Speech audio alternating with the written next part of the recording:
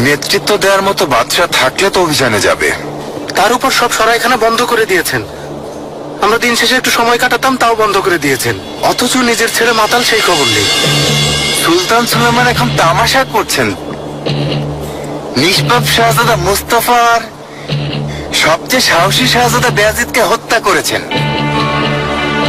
দেভলেতে আলিয়ে এখন একজন মাতাল শাহজাদার হাতে। বাহ বাহ বাহ!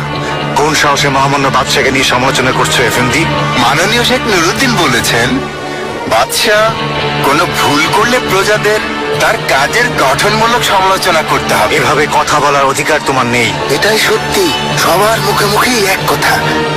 সুলতান সুলেমান এই আছেন তো এই নেই। অভিযানে যাওয়া তো দূরের কথা, দাঁড়িয়ে নামাজও পড়তে পারেন না। এসব নিশ্চয়ই কর্মফল। আল্লাহর পক্ষ থেকে ওনাকে শাস্তি দেওয়া হচ্ছে। ক্ষমা করবেন, হাতনদের কাছেও আর যেতে পারেন না। কি বললি অসম্ভব? নির্লজ্জ, তুই কার চোখের দিকে তাকিয়ে কথা বলছিস তা জানিস? আমি তিন মহাদেশের বাদশাহ সুলতান সুলেমান খান। এখন সাহস থাকলে আমার চোখের দিকে তাকিয়ে আবার বল বল। যাব না। আমি কতগুলো অভিযানে গিয়েছি, কতবার বিজয় অর্জন করেছি তা জানিস? বল, জানিস তুই? যাব না, যাব না। আমাদের এখনই প্রাসাদে ফিরতে হবে।